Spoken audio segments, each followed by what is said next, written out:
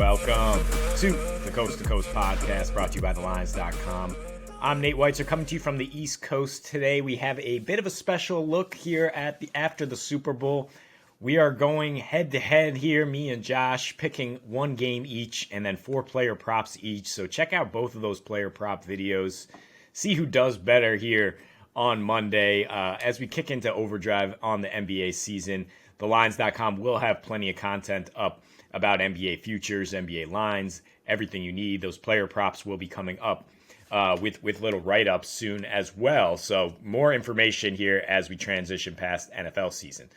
11 game slate here on Monday. Let me read you the lines real quick. We got Jazz -1 at Pacers, Hawks -4 at the Hornets. The Rockets are +15 at the Sixers. Spurs are +15 at the Cavs. Nuggets in a pick 'em basically at Miami. A ton of guys questionable for Miami there. I think Josh is going to be looking at this one. Nets +2 at Knicks. His Knickerbockers looking to snap a 9-game skid against the Nets. The Magic are +5 at Bulls. Pelicans +3 at Thunder. Wolves +8 at the Kyrie Luka Mavs. The Wizards +4 at the Warriors. Kind of like Golden State there if it stays small. And then the game I'm looking at, Lakers are +2 at Portland. Total of 238. And I'll start with the mea culpa for trying to take the Blazers on Friday against OKC, thinking that Dame would have a huge game to respond to their kind of puzzling trade deadline moves. And he did. He continued to drop at least 36 once again. But SGA, who we also called out saying, parlay those two guys' scoring props, had 44 on ridiculous efficiency, 13 for 16 field goal shooting, 19 free throws. And so that's what we're going to be looking at here going forward is Portland, remove the D because that's what they did at the trade deadline. No Josh Hart now, no Gary Payton. Nurkic and Winslow are both out. And now Jeremy Grant is in concussion protocol. And if he misses tonight, I don't really care if LeBron James plays or not. I think the Lakers can still win here. I mean, they had a pretty solid win here at Golden State with the reinforcements coming in at the deadline. Jared Vanderbilt, very good off the bench. D'Angelo Russell, solid. And Anthony Davis closing it out with defense. The rebounding margins were pretty impressive there against Golden State. And their 3-point defense as well, which has been very good lately. They've been a much better defensive team, as you'd expect, since Anthony Davis came back. They're 4-2 to the under in games that have not gone to overtime with AD since he returned in January. The big thing, though, is LeBron going to play, if you're talking about a total here. Total's been bet up from 235 to 238. I have a hard time taking the under in any Portland game because of what I said, but I think if LeBron's out, you should feel pretty good about an under. I mean, the Lakers just don't score without him. 13 games this season, 112 a game. That is despite playing at a 101 pace, and they've gone under in 5 straight without LeBron now, scoring just 108, shooting just 45% from the floor. So even no matter how bad Portland's defense is, I don't necessarily trust the Lakers to do what they did in two wins over Portland this season with LeBron, which is score about 124.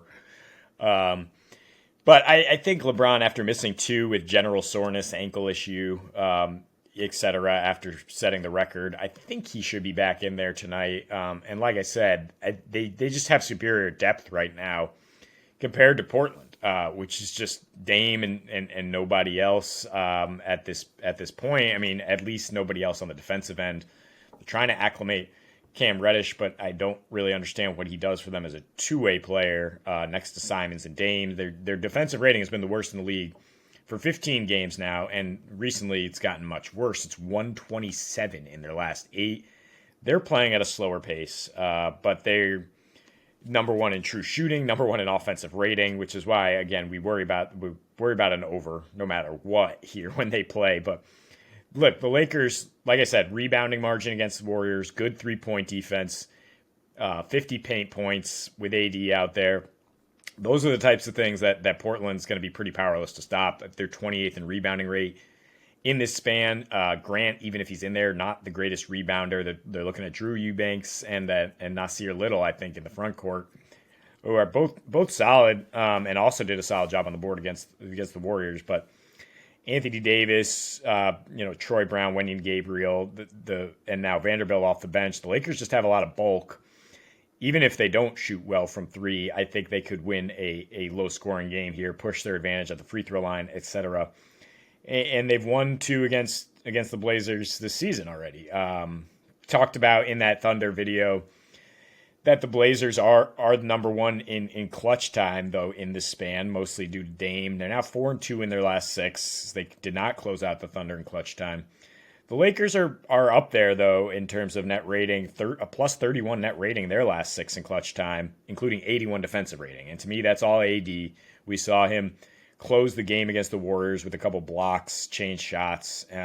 So, I mean, if you're just depending on unassisted threes, which the Blazers are, on Dame just going nuts every time, I don't think it's as sustainable as, I mean, certainly if you have a LeBron and AD-led team, a really, now suddenly a deep Lakers team. We're used to thinking is so razor thin, so you can't even look at their numbers for the season and say, like, this is what they are on the road versus home. I mean, they've actually been pretty good on the road lately, 8-4 straight up, and 2 of those 4 losses are the questionable loss of Boston with the missed call, and then they punted the next one at Brooklyn, sitting their guys. So it's go time for the Lakers for sure, and this is a key game in terms of leapfrogging Portland to get into that play-in position at least.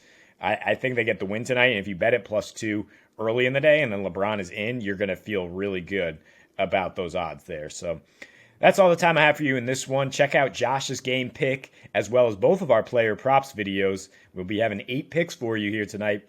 Maybe a couple overlap, maybe not. And then we'll put those out on Twitter, see who does better on this Monday post-Super Bowl. As always, thanks for watching. Happy betting.